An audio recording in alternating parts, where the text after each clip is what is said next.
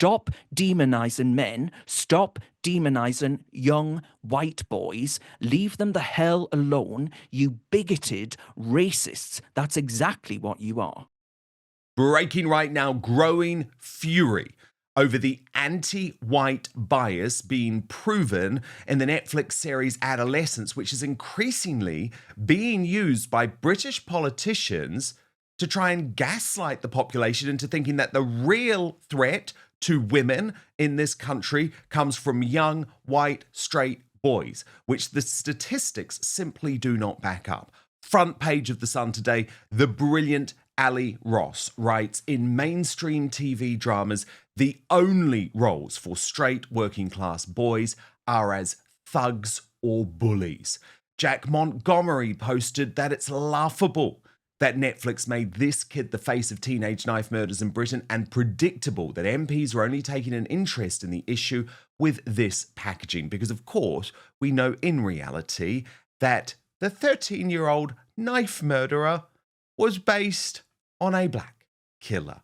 And actually, African Americans in the US are angry about this discrepancy too. Folks, this has got to be the first time I've seen woke-ass Netflix switch out a black character for a white male lead. I've never seen it. This is unprecedented right here. But then when I did a little bit of research as far as exactly what show they decided to do that in, I was all of a sudden unsurprised, unshocked.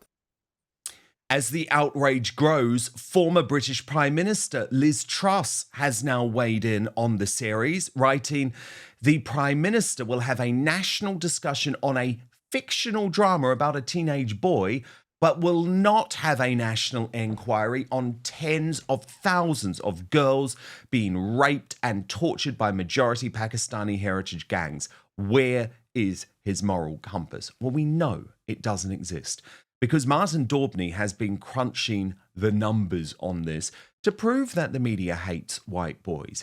He writes, Adolescence once again sells the toxic lie that British men and boys are poisonous, misogynist, rapists in waiting, all due to porn and Andrew Tate. Never do these cowards address cultural misogyny. Never poisonous Islamism. And then he delivers the facts. And the facts are that Afghans are 22 times more likely to be sex offenders versus Brits. Foreign nationals are 71% more likely to be sex offenders. There are 50 nationalities more likely to sex offend versus Brits. And he says, where is the Netflix doc about this? The media and political outrage, the policy or action to protect British children, women, and girls. Joey Barton responded to a post saying the murderer who inspired this was sentenced last week, by the way. And Joey said Stephen Graham's program is getting loads of praise, but it seems for knife crime in the UK, he got the young actor wrong. Was he too afraid to cast it correctly? And Darren Grimes of Darren Grimes Unleashed says he is furious about this, writing about Hollywood's anti-male propaganda and posting a picture which suggests Netflix believes that all men are the problem. And Darren Grimes joins me on this now. Darren, do you think there is a purposeful demonization of white working class boys happening with this Netflix series? Because it's now being used as a political football. They're saying that this show should be broadcast in every school, that it should be broadcast in Parliament, as if it's a documentary. Well, funnily you mentioned that, actually, because Sir Keir Starmer was asked about it at Prime Minister's Questions this week, and he stood up and he actually said he announced it was a documentary. Well, it's not. And he also said he watched it with his daughter, who, by the way, Dan, is far too young to actually be watching it. So, oops, a bit of a cock-up there from the Prime Minister. But, you know, I just think all of these things add up to a story that I've seen for many years now. You know, I've been told countless times of white privilege. You know, I'm the grandson of a miner, someone that went down the pits when he was in his early teens, and has been told that actually, you know, my brother's been in and out of factory work fighting against foreign labor, that they're somehow privileged because of their skin color. Now they're told that they are violent, that they are sex obsessed, that they hate women. Well, all of my family and countless scores of people in fatherless homes throughout this country are brought up by women. And I imagine millions of them would say they quite love their mothers and have respect and admiration to them for bringing their families up completely on their own, a task that is unenviable for absolutely anybody. So I'd just say how utterly ignorant, how utterly insulting to the millions of young men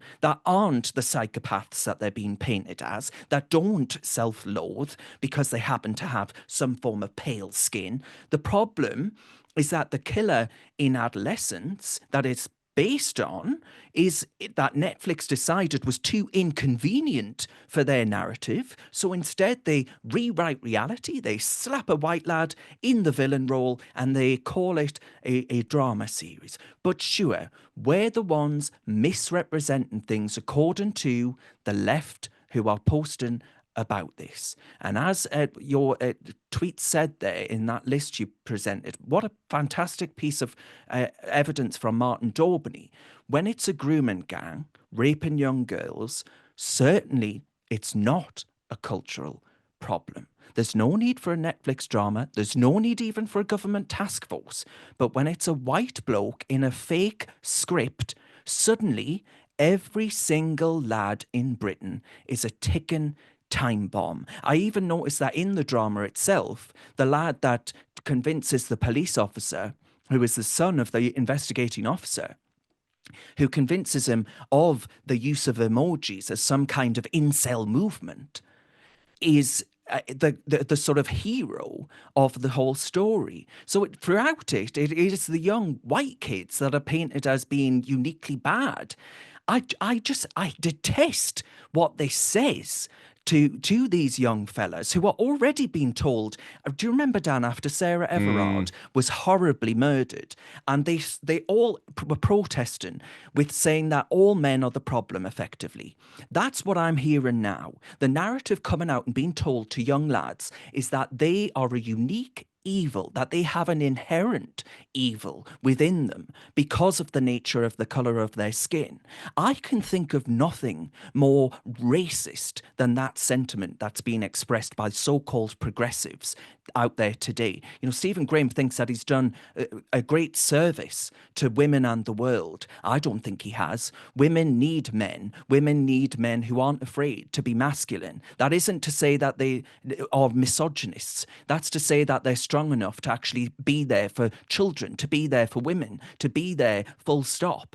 And we don't have that in society. We've created a society of weak men who do leave when the going gets tough. And I am afraid that documentaries like this not only smear people as being virulent racists, but also tells them that to be masculine is to be incorrect, faulty, incompatible with modern life. Well, to hell with that. That's the bloody reason that we're in this mess to begin with. Stop demonizing men. Stop demonizing young white boys. Leave them the hell alone, you bigoted racists. That's exactly what you are. Very well put, very powerfully put. I think my issue, Darren, is that it is being treated as a documentary rather than a drama, because actually I did enjoy watching it in the sense that it is beautifully made. I'm not disagreeing with any of the people who say that, and I thought the acting was great.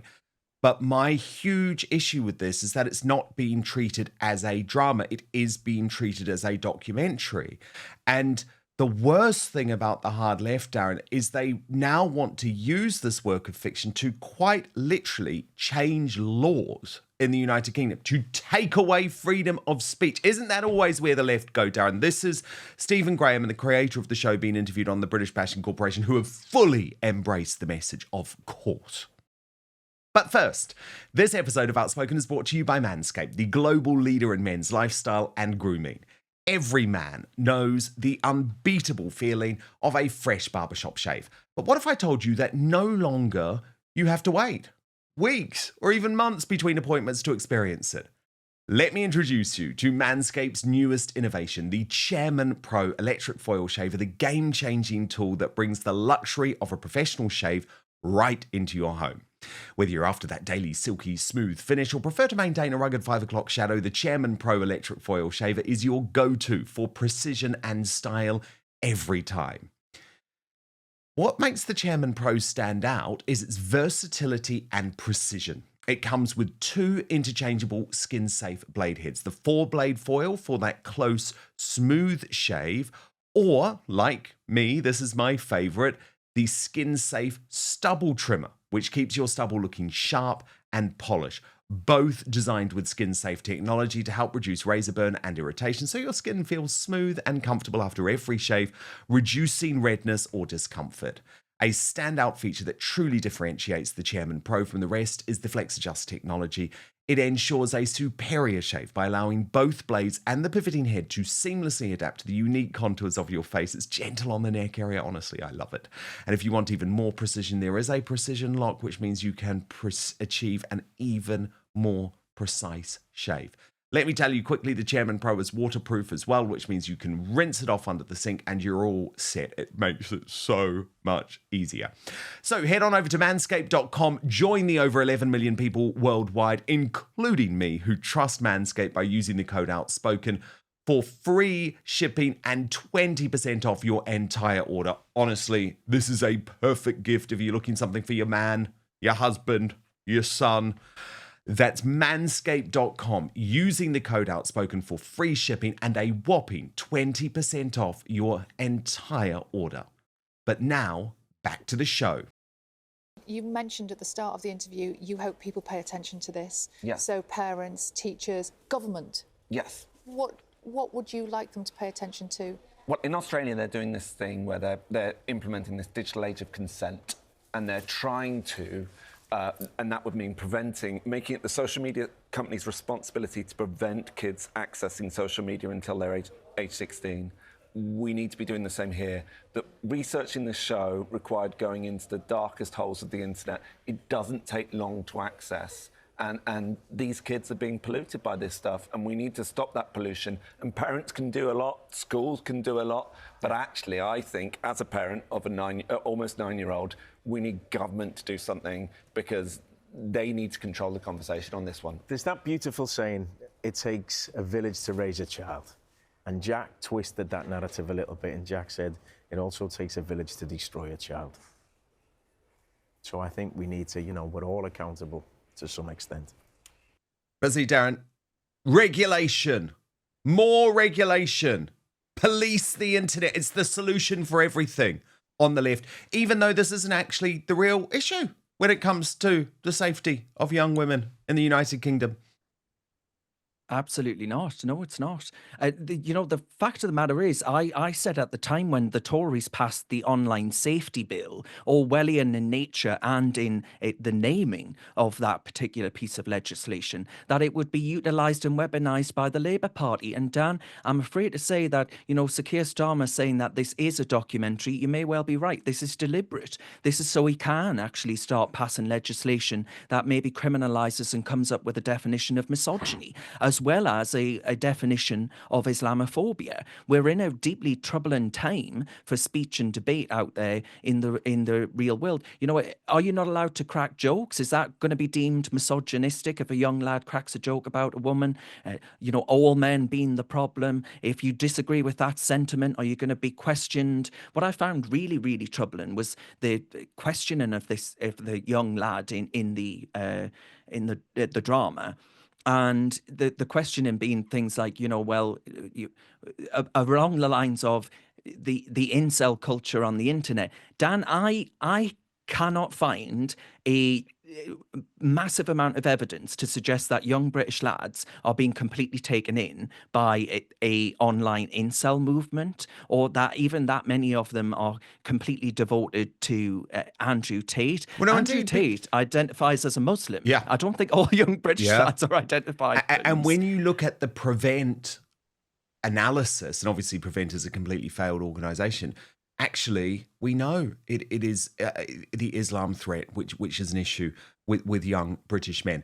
But what I want to show you now, Darren, and we'll watch this together, it's going to be painful. I've got a couple of examples of this, is the left finding a way to twist and to turn adolescents to make their ridiculous points. First up, the vile Joe Media. I've seen a lot of right-wingers hating on adolescents, right? And I would say telling on themselves in quite an acute and embarrassing way. Because the killer isn't black or a Muslim terrorist, they don't find it convincing. And these people are so Daily Mail pilled that they believe that it is white people who are being misrepresented in the media in relation to knife crime, right? When 64% of the people, when 64% of the black people that appear in the Daily Mail are criminals, and shock, 64% of black people in the population aren't criminals, which I think might be a bit of a misrepresentation. And I guess this is the problem for me, and it winds me up, because the second that there is a popular portrayal of a lost boy that everyone is talking about, and these people claim to care about, they don't engage with it seriously. They show the hollowness of their conviction, right? And they show that it's a grift. They show that they're grifters, because they go, no, what you're talking about here appears to be gender-based violence, and we all know that actually when it comes to stabbing, that's a black-on-black crime issue. It's fucking embarrassing, and I'm going to stop now, but it genuinely makes me sick. So you're just grifting Darren Grimes, according to Joe Media? Yeah, just grifting. You know, I haven't lived and breathed it. I haven't been party to all of this. You know, I was dismissed as being a thick white racist because I backed Brexit. And this student podcast or whatever it is, other than this big brain take, white men aren't misrepresented in the media. Yeah, of course, mate, they're not. That's why they're the only group, Dan, the only group that you can demonize wholesale in the media and no one bats an eyelid. It's why every single crime report bends over backwards to avoid actually mentioning details when it's not, crucially, when it's not a white bloke. That's why the rape gang scandal was allowed to go on for so very many decades. It's why white working class boys are the most underperforming group in many of our schools up and down the country. And that lefty so-called clapback grifters, I mean, God forbid people actually believe what they're saying. You know, if you challenge the narrative of our cultural elites, where you must be in it for a pound or two, and meanwhile, Joe Politics, they get paid to parrot the same tired old progressive posturing, which goes down about as well as Diane Abacus on an episode of Countdown would. You know, nobody wants it, Dan, and millions of us can see through this anti-white, anti-male propaganda. Darren, the fake news agents had the most ludicrous take. I mean, don't you always find the left just think they want to turn back the clock to an era where they totally dominated? So according to Mateless and Lewis Goodall, the big problem is just that young boys are no longer watching Friends anymore. That's the issue. The issue is the end of the old media, according to these two. Our editor was saying he was growing up, everyone watched Friends. Right? That was the thing. It was a unifying coffee shop moment, right?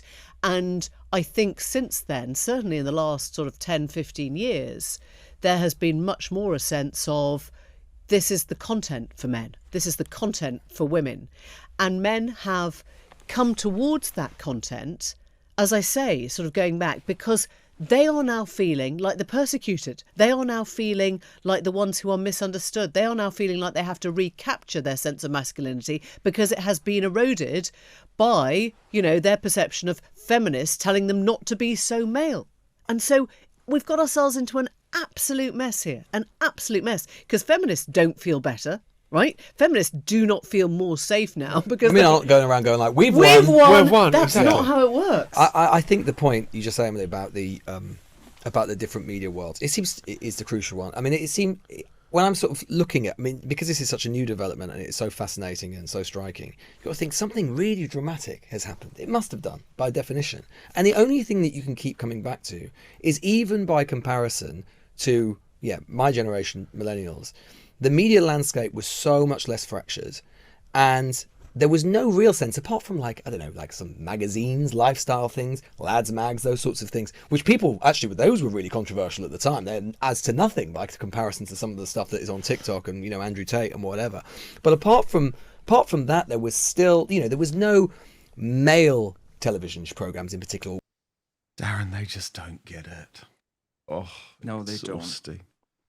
I know. They're so tedious. So tedious. I mean, isn't it slightly hypocritical as well, Dan? Because they have broken off from the BBC. So they are part of the media fracturing that they speak of as being responsible for societal ills. Well, absolutely. Like, and especially given they're the ones that are constantly spreading hate.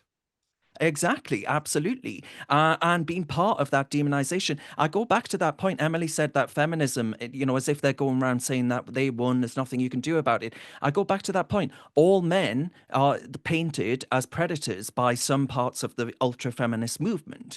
All men are not predators. Millions of men, most men, the vast, vast majority of men are perfectly decent people who are being demonized for the color of their skin, for what they've got in between their legs, and for not being too masculine, for liking too many things that are associated with the male stereotype.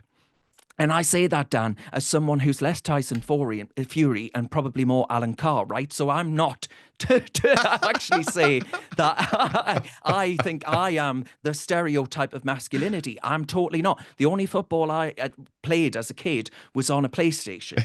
But the fact of the matter is, these kids are being told that to like hanging around with their mates, to be lads, the magazines back in the day, like Martin Daubney was the editor of, was it Nuts magazine, Dan? Yes. You'll remember better than I do. Or And the Loaded, idea one that of those ones. I think Loaded. Yeah. Loaded. But he made controversy there. The idea that they were breeding grounds for incels or something like that, or for people that go home and beat their wives. These were lads just looking at sexy pictures of women. I mean, for goodness sake, that's a tale as old as time. There will have been men going back to the Roman era who saw a woman and thought, wow, maybe looked at a painting, a mosaic, and thought, my goodness, isn't she something special? It's a tale as old as time. Sexuality is part of humanity. I just find all of this so utterly frustrating and so utterly, for want of a better word, actually, maybe it's the perfect word, emasculating. And I don't say that as a good thing. There is nothing wrong with being a man. There is nothing wrong with being male. And the sanctimony from the screeching so-called new media. If this is the new media, Dan, well, I don't know why they left the old media, because they think and parrot exactly the same bullshit. Beautifully put, and this is why we need the independent media, and Darren Grimes is now part of it. Sign up to his Substack, Darren Grimes Unleashed. You can find it at www.darrengrimes.com. Darren, have an amazing weekend. Thank you so much for watching Dan Wootton Outspoken. Please click on my face just to the bottom left to subscribe to this brand new independent news source, and turn on the notification bell so you'll be alerted to our brand new live shows, uncancelled interviews, and special royal episodes. Outspoken is also now available as a podcast, so you can listen to the show every weekday on the go, wherever you are.